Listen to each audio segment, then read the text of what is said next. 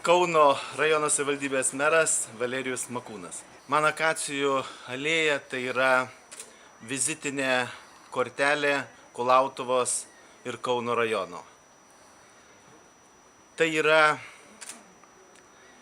vieta ir laikas būtent šiam žanrui atsiskleisti ir nesusitapatinti su kitais Lietuvoje gražiais festivaliais ir renginiais. Manau, kad tai vieta, kur gerai jaučiasi Pakaunės krašto, Lietuvos krašto ir mūsų svečias iš užsienio šalies.